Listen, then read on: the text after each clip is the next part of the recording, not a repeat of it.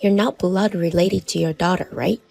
When I heard this from my daughter's fiancé, I couldn't believe my ears. Then, from my daughter's mouth came the further blow. I don't want you to be involved in my life anymore. I was left in disbelief, looking back and forth between their two faces. Although my daughter, who was my husband's child from my previous marriage, indeed had no blood connection to me, I had nurtured her with love for 16 years. The kindness you receive from others should not only be returned to them, but also given to many more people. And the kindness you give should be forgotten the moment it's done. Suddenly, this famous saying came to mind, and I quietly nodded several times, conceding with, I understand. However, no one could have imagined at that time that this event would trigger such an unbelievable incident. My name is Melissa. I'm a 44-year-old homemaker. I graduated from a community college and worked as secretary. When I was 28, I started working at a certain startup when I fell in love with an executive director named George. George was a decade older, at 39, but he was good at his job and full of compassion. I accepted his proposal, feeling confident that I could have a peaceful life with him. George had a daughter, Jenny, from his late first wife. My parents vehemently opposed the wedding, claiming, he's 12 years older, divorced, and has a kid. That's outrageous. But I insisted and decided to marry him despite their objections. At that time of our marriage, Jenny was still 10 years old and in a sensitive stage of her life. Feeling lonely after the loss of her mother and confused by her father bringing a strange woman home, she remained silent most of the time, always carrying a worn-out hippo plushie she had since she was little. I did everything in my power not to hurt her feelings. I even turned down George's wish for more children, persuading him to focus on our peaceful life together as a trio. I reiterated that even if she wasn't my biological child, she was still a precious child because she mattered to George. In the end, George gave in to my perseverance, and I ended up raising Jenny alone. I made sure to understand everything about her likes and dislikes in food, her favorite TV shows, books, idols, and served her with like her own personal secretary. Even then, she kept her heart guarded. But when she bought a single carnation for Mother's Day in her first year of middle school, I was so touched that I burst into tears. Seeing an adult cry startled her, but she gingerly patted my shoulder with her always carried hippo plushie. Seeing this, I felt somewhat amused and remarked, Wow, that little one sure is amazing. It made my tears stop. Upon hearing this, Jenny's face brightened and she raised her plushie high, proudly saying, Yes, this little one is amazing. When I hold it, I can forget about all the bad stuff. Since that day, we gradually started to get closer. Whether it was going shopping together, going to concerts, or sharing hobbies, we became a really close mother and daughter pair. By the time she became a college student, George would even tease, Jenny only hangs out with her mom. The turning point in our relationship came when Jenny had been working for about 3 years. She secretly told me, I've got a boyfriend. Don't tell Dad. He was one of George's colleagues, manly, smart, and clearly she was head over heels for him, which was evident from her glowing face when she talked about him. By that time, George had risen to the position of CEO, and his company had established itself as a top-tier corporation from a mere startup. About half a year later, Jenny started to act somewhat aloof toward me. When I suggested, "Let's go shopping this Sunday. It's been a while. I'll buy you something," she would decline, claiming she was busy, even though she seemed to just be lounging around at home. Even the concerts of Typhoon, the band we both were fans of, she evaded saying, "I've decided to go with my friends." I felt lonely, but considering she was no longer a child, I tried to take it positively and thought it might be time for me to let go and perhaps find a new hobby. During such time, George, who was the company's president, suddenly collapsed. Fortunately, he was found early and his life was saved, but it was a critical situation. I visited the hospital every day. Due to the lengthy hospital stay, George had become rather weak-willed and would mumble worriedly about Jenny. Jenny visited the hospital frequently as well, and seeing her father worry so much, she consulted her boyfriend. He proposed, "Would it be alright if we got engaged on the premise of marriage, so your father can be at ease?" When George met Jenny's boyfriend, he cried tears of joy and bowed his head, saying, "Please take good care of my daughter." So they decided to have their wedding earlier to ease George's worry and plan a small ceremony with close relatives right after New Year's. George was thrilled to be able to see Jenny as a bride. "I'm going to fight to get out of here by the wedding," he said. "Don't push yourself too hard. Even if you can't, it's fine to do it remotely." The doctor had said it would be impossible for him to be discharged by the time of the ceremony, so preparations were being made for a remote connection. However, something that bothered me was that while Jenny's fiancé had introduced himself to George in the hospital, he hadn't made any attempt to meet me, and it didn't seem like Jenny was interested in introducing him either. There were discussions about who from our relatives should be invited to the wedding, but there was never any talk about inviting her fiancé home. Thinking he might be busy, I didn't press the issue. Then, when looking at the seating chart on the wedding invitation, I realized there was no seat for me. Thinking it might be a printing mistake, I asked Jenny about it. "Oh, that's because you're a stranger. I said we're only inviting relatives," she said. I was speechless. A stranger? When I said that in a small voice, Jenny averted her eyes and said, "I'll bring Tom over next time. We'll talk then," and ran off to her room. The word stranger echoed in my head, and I didn't understand what was happening. The following weekend, Jenny's fiancé, Tom, came over. He was tall and looked very competent, but as soon as he entered the house without a proper greeting, he said, "I'm busy, so let's make this quick." I was left with an unpleasant impression.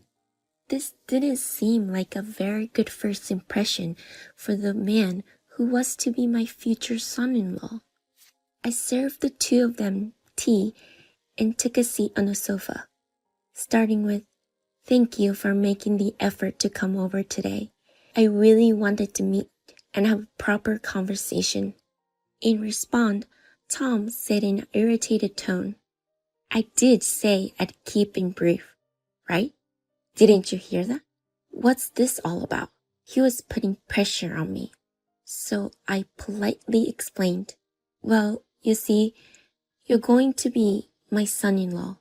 I know you've talked to my husband, but I wanted to have a serious talk as well." To this, Tom, waving his hand as if to shoo away a dog, responded, "Oh, all right, I get it. We're all good. this is about the wedding seating plan, isn't it? So basically, you're picking a fight, right? Can you believe he said that? The impression I had of him from when my daughter first started dating him was quite different. But my daughter, who was sitting next to me, did not seem particularly surprised and was calmly drinking her tea. This made me worry about whether he always behaved like this. I'm not trying to pick a fight, I replied. I just wanted explanation because I found that I don't have a seat. No, so the thing is, Tom responded with a half smile. We're not inviting strangers to the wedding. You're not really related by blood, are you? I was left speechless. Even without a blood connection, we've lived as mother and daughter for 16 years. I consider her my child, I replied. Looking towards my daughter, Jenny didn't meet my gaze and said nothing. Instead, Tom leaned forward and said, You mean you're more like a babysitter, right? I'm pretty sure that's what George was thinking too. Doesn't it seem a bit presumptuous to play the lady of the house? What on earth was he saying? I couldn't understand the meaning of his words, so I stiffened as he continued to speak. You should feel a bit embarrassed, don't you think? If I were in your shoes, I wouldn't have the nerve to demand to be invited to the wedding as a mother, right, Jenny? When he turned the conversation towards her, Jenny lifted her head and said, Yeah, I agree. I never thought you would ask to be invited to the wedding. She said it to my face. My daughter suddenly seemed like a stranger. Was this really Jenny? See, even your daughter agrees with me, Tom continued. I don't mean to be rude, but aren't you done here? I think George mentioned something like that the other day. That can't be true, I protested, but to my disbelief, Jenny said, I don't know about Dad, but I don't want you to have anything to do with you for the rest of my life. I was so shocked. It felt as if the world had turned black and white. Tom raced at his wristwatch saying, Oh, look at the time. I have to go now, and left the room, but I was too stunned to see him off. I just sat there, stunned, on the sofa. When Jenny came back after seeing him off, she tidied up the teacups mechanically and without even glancing at me, went into her room. What were these past 16 years all about? The family photos hanging in the living room seemed to mock me. The red sunset came in through the window, felt painfully intense on my eyes. Since the day I came to this house, I have lived for my husband and daughter, cleaning and cooking every day, serving them with all my might. Did it all mean nothing? Staggering to my feet, I started thinking about what I needed to do next. Tom was talking about my husband, but he couldn't check with the man in the sickbed. I didn't want to spoil my daughter's joyous wedding either. I practiced smiling in front of the mirror so my husband wouldn't notice anything. Then came the wedding day. The hotel venue was resplendent with signs and the tables were beautifully arranged. What was different from a normal wedding was that even at the reception time, no one guest had arrived. I appeared in the venue pushing a wheelchair. Jenny, in her wedding dress, and Tom, in his tuxedo, was looking around the empty venue, bewildered. What is going on? Why isn't anyone here? As they both looked puzzled, we approached them. Both Tom and Jenny made a shocked face as they saw the man in the wheelchair I was pushing. George, I thought you couldn't leave the hospital. Dad, is it okay for you to be here? Before the shocked duo, George said, It's a big day for my precious daughter and wife. I couldn't just lie in bed, in resounding voice. His voice had a dignity and confidence of a man who had been leading people for a long time. I placed my hand on my husband's and felt a sense of gratitude for something. The doctor was also surprised that he had recovered as much in such a short time. George glared at Tom and said, "Let's have you explain a few things," calmly, making Tom break out into a cold sweat, wiping his face with a handkerchief, unable to articulate his words. Where did his high and mighty attitude from when he visited our home go? What's the reason my wife doesn't have a seat? Well, I didn't expect you to come. So you would have invited her if I was there? No, it's not like that. The relatives, had many opinions about the second wife attending the wedding. My wife has been helping with caregiving at the relative's house and regularly visiting the hospitalized relatives. She's known to be very kind. When George said that, Tom started to get visibly flustered. Oh, that's strange. That's different from what I heard. Jenny told me so. What? Suddenly asked. Jenny stared at Tom in her natural state. I didn't say anything like that. As Jenny started to speak, Tom interjected. More importantly, why are the relatives not here? George sighed as he looked at the two and said, That's easy. The relatives who saw the seating plan without my wife's name thought it was strange and asked me when they came to visit me yesterday. It seems you've been referring to my wife as a stranger.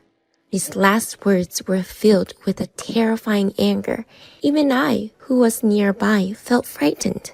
The actual Tom was shivering with a pale face and in a strained voice.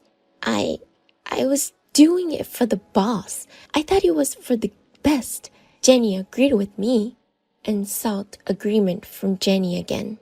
Looking ultra-lost, Jenny replied, What? Tom, with a force as if he was about to attack, railed on her. You agreed, didn't you? You said you never owned anything to her. You said it was a nuisance to have her acting like your mother. What are you even talking about? I just did what you told me. Shut up, be quiet. As Tom yelled Jenny in a fit of rage, threw her tiara at him. You're the one who needs to be quiet. Stop acting like a parasite. Tom looked taken aback. It was as if time stood still for a moment. You always act so submissive around my father, but so arrogant around my mother. It's embarrassing. Jenny? I finally realized that all the stories you told me about my mother and father were lies. What are you saying? Don't act so high and mighty. Tom was clearly taken back by Jenny's outburst. Jenny, who had come to a realization, suddenly let out a sigh and said, It was all a lie.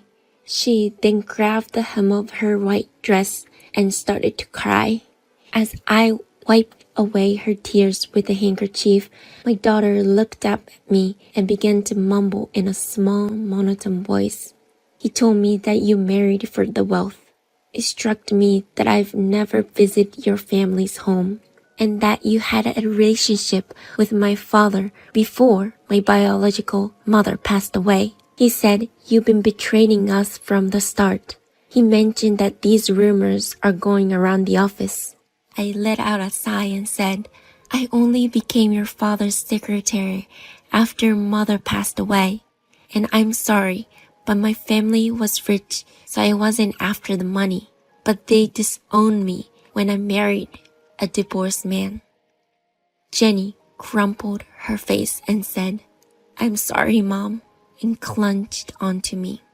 I hugged her back and said, Silly girl, while patting her head like a child. Maybe she had been anxious all this time, wondering whether a mother who isn't related by blood could truly love her daughter. I took out something from a paper bag and handed it to her.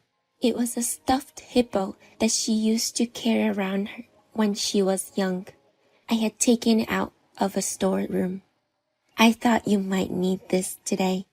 Jenny looked at it with surprised eyes and then held it close, saying, "You knew you were the best, Mom," as she laughed through her tears. "Of course, honey." And I laughed with her, and in the end, we both cried our hearts out, hugging the stuffed hippo.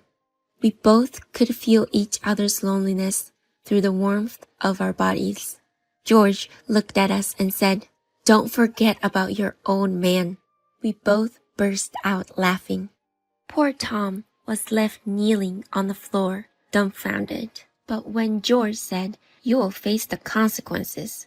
Prepare yourself," it seemed as if something snapped in him, and he started yelling, "Damn it! I thought I could marry this woman and take all the wealth for myself. Damn it!" He kicked a nearby chair and looked around the empty venue. He shouted, "Damn it! Damn it!" Presumably, Tom schemed to exploit a young woman he'd met by chance, fueled by a desire for wealth. He planned to possess everything, estranging my husband and me by calling me a stranger and not inviting me to their wedding. I suspect the aim was to drive my husband and me to divorce and thus compel me to renounce my inheritance rights.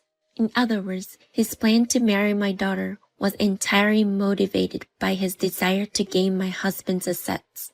Upon discovering this, my husband leveraged all his power to prevent Tom's relatives from attending the wedding. The very people themselves, Tom and my daughter, George, came to straighten them out, pushing through his sickness to make it to the venue. When Tom made too much of the commotion, the security guards at the venue came to subdue him. He started to resist violently like a wild animal, and they couldn't manage him. Eventually, the police were called, and he was escorted to the station on the charge of obstructing business. After that, the marriage between Tom and my daughter was naturally called off. Luckily, they hadn't registered their